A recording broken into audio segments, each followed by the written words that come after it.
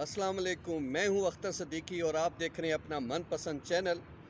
اور اسلام آباد high court میں بھونچال آیا ہوا ہے اور ایک ایسا مسئلہ وہاں پہ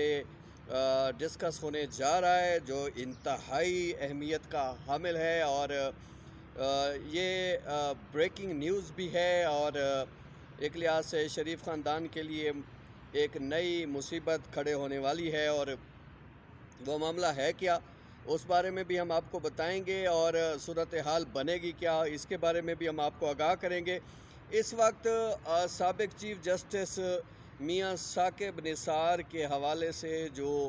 آڈیو بنائی گئی تھیں وہ تو اب ہوا میں اڑ گئی ہیں، اور ان کا کوئی اب وجود جو ہے وہ سامنے نظر نہیں آ رہا، مگر اب صورتحال تھوڑی دلچسپ ہونے جا رہی ہے، کیونکہ اب اس کا جو سمجھ لیں مخالف اثر جو ہے وہ شروع ہونے والا ہے، اور اس سلسلے میں پہلی آج پیش بندی ہوئی ہے، اور کلثوم نامی ایڈوکیٹ ہائی کورٹ نے اسلام آباد ہائی کورٹ میں مریم نواز شریف، شاہد خاقان عباسی سمیت 5 مختلف افراد اور اداروں کو فریق بناتے ہوئے ایک آئینی درخواست دائر کی ہے، جس میں انہوں نے آئی جی اسلام آباد کو فریق بنایا، اس کے ساتھ ساتھ پیمرا کو فریق بنایا گیا ہے، اس کے ساتھ ساتھ وزارت داخلہ کو فریق بنایا گیا ہے، اس کے ساتھ ساتھ مریم نواز شریف اور سابق وزیر اعظم شاہد خاقان عباسی کو اس کا فریق بنایا گیا ہے۔ اور اس درخواست میں کہا گیا ہے کہ میاں ثاقب نثار کے بیانات کو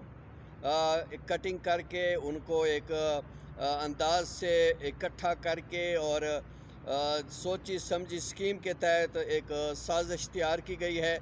اور یہ سازش کسی اور کے خلاف نہیں، عدلیہ کے حوالے سے ہے، اور عدلیہ کو ایک لحاظ سے اسکینڈلائز کرنے کی کوشش کی گئی ہے۔ درخواست میں موقف اختیار کیا گیا ہے کہ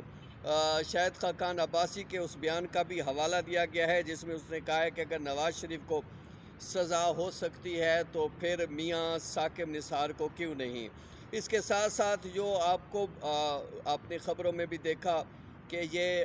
جو ایک خبر چلی احمد نورانی نے وہ بریک کی کہ یہ اس طرح ایک آڈیو ٹیپ سامنے آئی ہے جس میں سابق چیف جسٹس میاں ثاقب نثار جو ہے وہ ہائی کورٹ ججز سے فیصلے کے حوالے سے بات کر رہے ہیں، اور کہہ رہے ہیں کہ میاں نواز شریف اور مریم نواز کو جو ہے وہ عام انتخابات سے پہلے ریلیز نہیں ہونا چاہیے۔ اور اس سلسلے میں بہت سارے پھر معاملات چلتے رہے، آپ نے دیکھا کہ یہ سلسلہ تو شروع ہوا تھا سابق جج جو ہے وہ گلگت بلتستان میاں سمجھ لیں کہ وہ شمیم جو ہے وہ اس نے یہ جو ہے نا وہ کیا تھا سلسلہ سارا، اور اس کے بعد پھر سلسلہ آگے بڑھتا رہا، اور پھر اسی کے بیان حلفی کو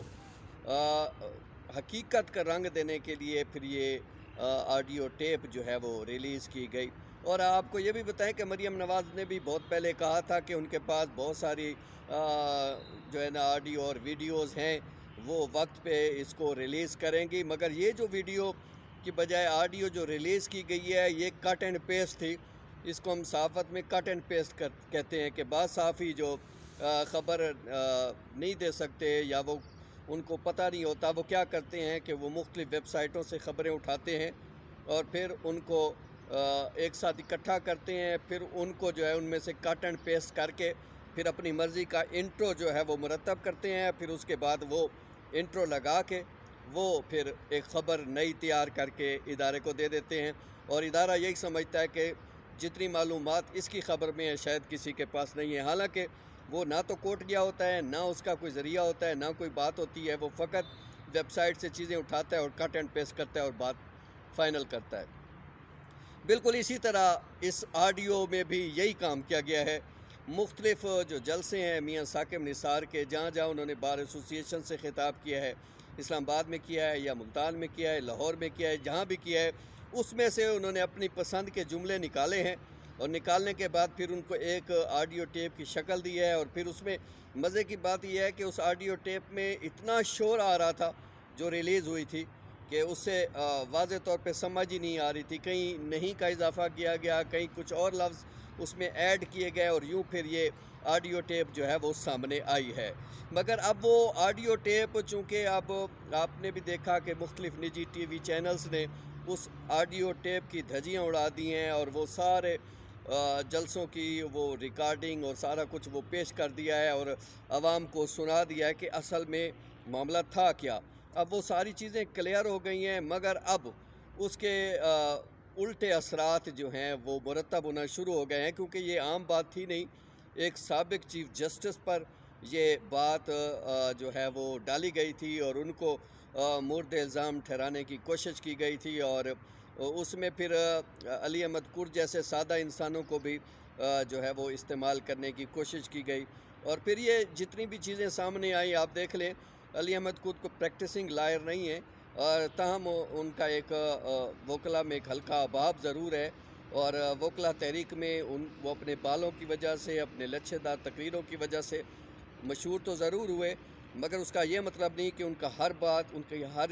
سوچ جو ہے وہ درست بھی ہو۔ مگر کچھ عرصے سے انہوں نے جو نون لیگ کے ساتھ سٹینڈ لینا شروع کیا ہے، خاص طور پہ نواز شریف کے حوالے سے جو انہوں نے سٹینڈ لینا شروع کیا ہے، تو ان کی مقبولیت میں بھی وہ حال نہیں رہا، اب تھوڑی بہت کمی آ گئی ہے، اور وہ معاملات اب ویسے نہیں رہے۔ اس کے ساتھ ساتھ سپریم کورٹ بار نے جس طرح پھر اس کے وضاحت جاری کی ہے، تو اس سے بھی معاملات مشکوک ہوئے، کیونکہ جب کسی آپ معاملے کی وضاحت جاری کرتے ہیں تو اس کا مطلب یہ ہوتا ہے کہ اس معاملے میں کچھ نہ کچھ بیرل تھا، جس کی وجہ سے آپ کو یہ وضاحت جاری کرنا پڑی۔ بہرحال یہ سارا سنیریو جو میں نے آپ کو بتایا کہ اب معاملات اسلام آباد ہائی کورٹ میں، آپ کو پتہ ہے وہ شمیم اور دیگر کو کنٹیمپٹ نوٹس بھی جو ہے وہ ایک لحاظ سے شکاز نوٹس جاری کر چکے ہیں، اور اس میں 26 کو اس کی سماعت بھی ہونے جا رہی ہے، اور اس میں پھر عدالت نے ان سے پوچھنا ہے کہ آیا کیوں نہ ان کے خلاف توہین عدالت کی کارروائی کی جائے، اور اس سلسلے میں وہ کیا کہتے ہیں۔ پچھلی سماعت پہ تو شمیم صاحب جو ہے وہ بیماری کا بہانہ کر کے گھر میں ہی رہ گئے تھے، اور ان کے بیٹے پیش ہوئے تھے،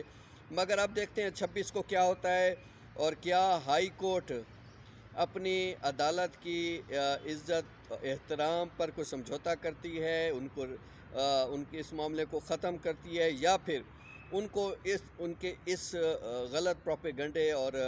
جو غلط طریقہ کار اختیار کیا گیا ہے، اور عدالت کو جس طرح سکینڈلائز کرنے کی کوشش کی گئی ہے، اور ایسے جج کا نام بھی استعمال ہوا ہے جو وہاں پہ ان دنوں سماعت میں موجود ہی نہیں تھے، تو یہ ساری چیزیں جس نے بھی وہ یہ سیٹنگ کی، اس کو پہلے سوچنا چاہیے تھا، سمجھنا چاہیے تھا کہ وہ اگر یہ کچھ کرنے بھی جا رہے ہیں تو کم از کم حقائق تو دیکھتے بھی، جج کون ہے، کس سے بات کرانی ہے، کیا کرنا ہے، اور پھر سیاق و سباق سے ہٹ کے چیزیں ڈالی گئیں، تو وہ بیان حلفی اپنے طور پہ بھی وہ مشکوک ہو چکا ہے، اس کا اب کوئی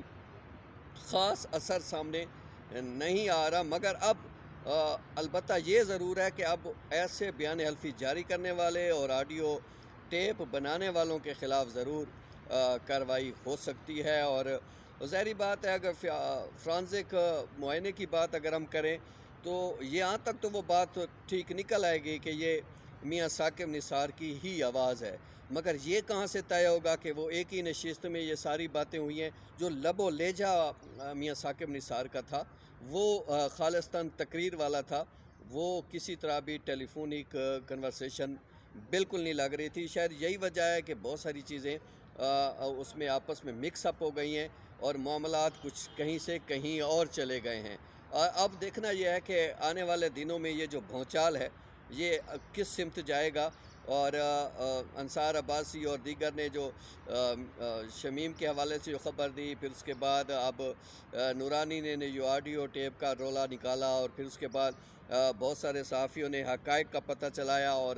ایک نیوٹرل قسم کی جو انہوں نے صحافت کے ساتھ یہ کلیئر کیا ہے کہ میاں ثاقب نثار نے ایسی کوئی بات ایک ہی نشست میں نہ تو کہی ہے، نہ ایسی کوئی بات کنورسیشن سے حساب سے ٹیلی فونک نظر آ رہی ہے۔ اور اب اسلام آباد ہائی کورٹ اس والے سے کیا کہتی ہے؟ اسلام آباد ہائی کورٹ پہلے کہہ چکی ہے کہ یہ ایک لحاظ سے عدالت پر اثر انداز ہونے کی ایک کوشش لگ رہی ہے۔ آیا اب مریم نواز اور میاں نواز شریف کے جو کیسز اس وقت اسلام آباد ہائی کورٹ میں چل رہے ہیں، اس آڈیو ٹیپ اور بیان حلفی کے غلط ہونے کے بعد کیا ان کیسز کی مجموعی صورتحال کیا بنے گی، اور کیا وہ اپنی رہائی کے لیے جو کوشش کر رہے تھے کیا اس میں وہ کامیاب ہو سکیں گے؟ تو لگ یہی رہا ہے فی الوقت کہ یہ جو انہوں نے شاٹ کھیلا تھا، یہ شاٹ ان کی جو ہے، یا سمجھ لیں انہوں نے بولڈ کرنے کے لیے جو گیند کرائی تھی، وہ لگ یہی رہا ہے کہ نو بال ہو گئی ہے، اور نو بال پہ آپ کو پتہ ہے پھر بال بھی دوبارہ کرانی پڑتی ہے اور رنز بھی ملتے ہیں۔ اب دیکھنا یہ ہے کہ اب اس ساری صورتحال میں اب جو ایک لحاظ سے ہم یہ سمجھ رہے ہیں کہ اگر حقیقت پسندانہ تجزیہ کیا جائے تو آڈیو ٹیپ اور بیان الفی اگر غلط ہو جاتا ہے تو ظاہری سی بات ہے پہ اس کے اثرات جو ہے براہ راست مریم نواز اور نواز شریف اور دیگر جو لوگ ہیں جو اس سارے پروسیس کے پیچھے ہیں ان پر ضرور پڑیں گے، اور یہ معاملات اتنے آسانی سے ٹلنے والے نہیں ہیں۔ بہرحال یہ میں بات کر رہا تھا درخواست جو دائر ہوئی ہے اسلام آباد ہائی کورٹ میں، اب اس کا بنے گا کیا وہ تو ظاہری بات ہے، جب سماعت ہوگی تو اس کا معاملہ سامنے آئے گا۔ تاہم درخواست گزار نے ایک ٹیکنیکل غلطی ضرور کی ہے، ٹائپنگ مسٹیک بھی ہم کہہ سکتے ہیں، بہرحال اس کو سمجھ نہیں آئی، یا انہوں نے جلد بازی میں یہ درخواست دائر کی ہے کہ انہوں نے جو فریقین کے حوالے سے وہ نمبرنگ درج کی ہے درخواست کے اندر، 1 اور 2 جو ہے انہوں نے ریسپونڈنٹ قرار دیا ہوا ہے مریم نواز اور شاہد خاقان عباسی کو، مگر انہوں نے جو پہلا پیج جس میں جو ریسپونڈنٹس کے نام لکھے ہوئے ہیں اس میں ان کا نمبر 4تھا اور 5واں ہے، یہ مسٹیک ان کے گلے پڑ سکتی ہے، اور یہ بھی ہو سکتا ہے کہ عدالت کہے کہ آپ اس کو پہلے درست کریں، امینڈ کریں اور دوبارہ یہ درخواست دائر کریں، پھر ہم اس کو دیکھیں گے۔ بہرحال یہ اب جو بھی ہوگا آپ کے سامنے آئے گا انشاءاللہ، اور ہم آپ کو اس کے حوالے سے تفصیلات دیں گے۔ اس وقت تک کے لیے اجازت دیجیے، دیکھتے رہیے اختر صدیقی نیوز، بہت شکریہ۔